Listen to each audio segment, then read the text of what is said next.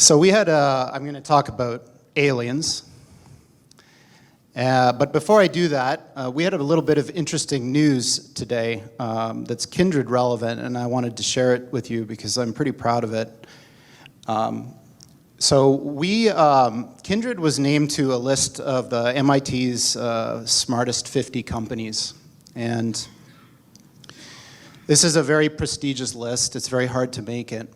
But the thing that was distressing about it is that they have this map that they show of where all these companies are from. And there wasn't a single company on the list that was from Canada. Not a single one, which was a little surprising, of course, because we're from Vancouver. But they thought that we were from San Francisco because we have an office there, but we're not. We're from here. 3 years ago, the previous company that I founded, D-Wave, also made the list. And it was also the only company from Canada that was on the list at that time. So I've been trying to build the tech community in Vancouver for 25 years. And I find it super depressing that it seems to be so hard to generate world-changing 0 to 1 companies around here. You know, I think that I'm gonna just pitch this idea. Some of you may have seen me talk about this before, but we have this problem here that we don't think big enough. We've got all of the ingredients to create this massive, massive thing in Vancouver, and the spark is not being lit. So I implore you, if you're entrepreneurs, people who are thinking about what you want to do, think bigger, because we don't think big enough around here. Okay, so my previous company was D-Wave. I'll just show you a couple things. We built what are still the world's only quantum computers that you can buy. And the company, D-Wave, has been doing this. Thanks. I didn't really have much to do with it, but you know, so this is one of them. This is one of the processors. And a lot of interesting things happened to me over the years there. I got sent pajamas, a whole bunch of stuff. You know, there's lots of interesting things that happen when you build something like a quantum computer. But just as an aside, because I thought it was funny, one of the interesting things that's happened from the D-Wave story is there's this gigantic conspiracy that's arisen on the internet that goes like this. So D-Wave builds quantum computers. The way that they work, if you know how this works, is one of the interpretations is that you tap into these parallel universes and they do computations. Sounds really weird. But what's happened is this idea has been hijacked to describe something called the Mandela effect, which is this thing where the past changes. So think about something you know to be true from the past. And then imagine you went out on the internet and you can't find it at all. It's not there. It doesn't match with your experience. So these people think that D-Wave is responsible, and CERN. And of course, the quantum key to the abyss factors into it somehow. I'm not exactly sure how. Okay, so that's just D-Wave. I did that for about 15 years. It was a lot of fun. A big science project that we turned into a commercial entity. That was a warm-up for Kindred. So Kindred is much, much, much more ambitious than D-Wave. And what Kindred is trying to do is build real AI. So what you've heard about AI is not what we mean by AI. What we mean by AI is a software system that can do literally anything that a human can do. Literally anything. And obviously, computers are better at things than people in lots of different ways. So now imagine, not only can they do everything that a human can do, but they can do everything that the best human at any task could do better than them. So imagine there was the mental Olympics of the 100-meter dash, and Usain Bolt is the fastest person. Now imagine that's some kind of a mental thing, like writing a novel or writing whatever. Imagine now that the thing is so much faster than Usain Bolt. Like, for example, it's a spaceship, yeah? It's still doing the same thing, but it's doing it so much better because we're limited, because we're people. So what Kindred is trying to do is solve this problem. How do you build machines that are better than people at everything? Now there's a mental block that we have here when we think about this. Because when you think about that, one of your questions might be, for example, what are the applications of this? So imagine this.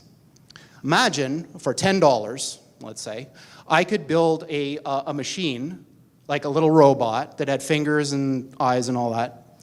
And it could do your job better than you, no matter what it is.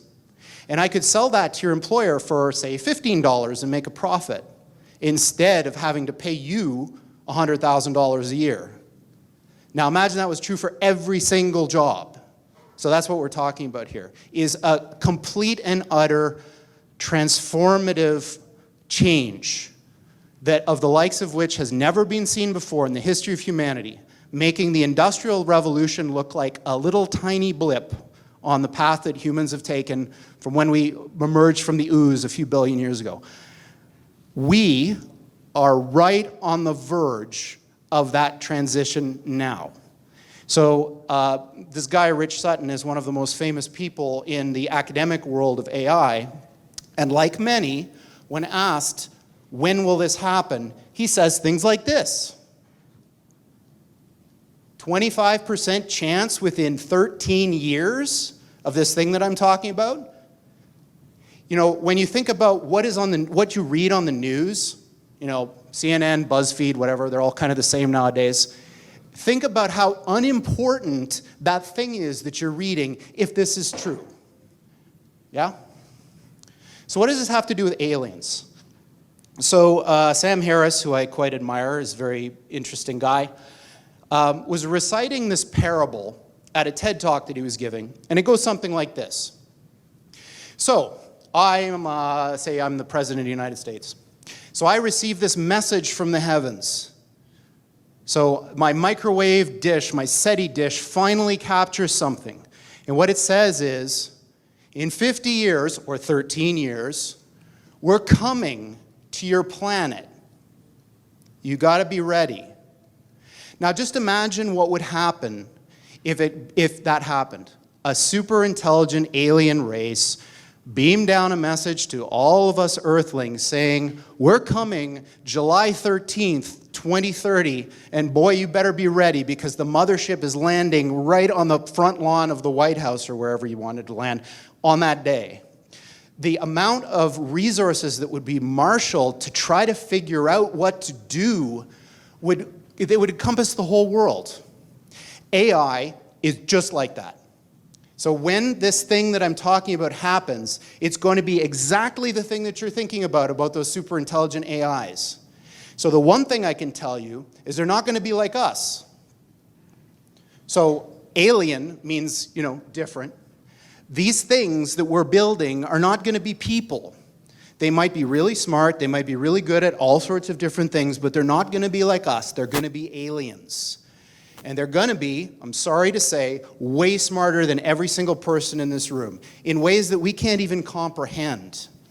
So this, of course, triggers a lot of alarm. One of the guys who talks about this is Elon, who says things like this, like, when you do this, beware.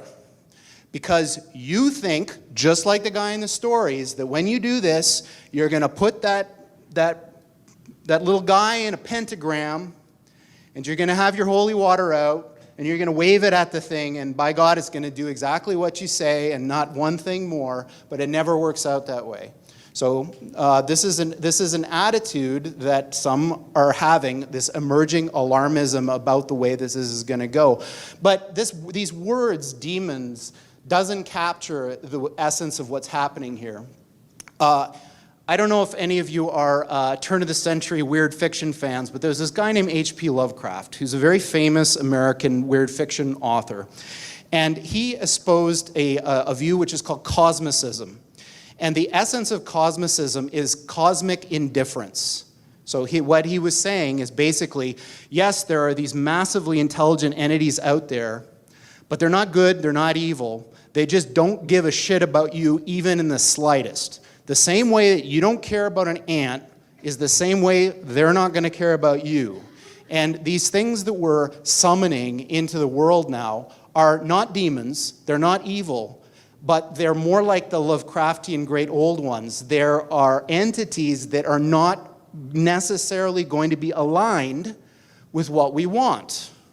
So this transition is really, really massively important for our entire species to navigate. And going back to that thing that Sam Harris was saying, nobody is paying attention. This thing is happening in the background. while people bicker about politics and what's going to be in the healthcare plan in the US, and underneath it all is this rising tsunami that, if we're not careful, is going to wipe us all out. So, on that pleasant note, we're hiring people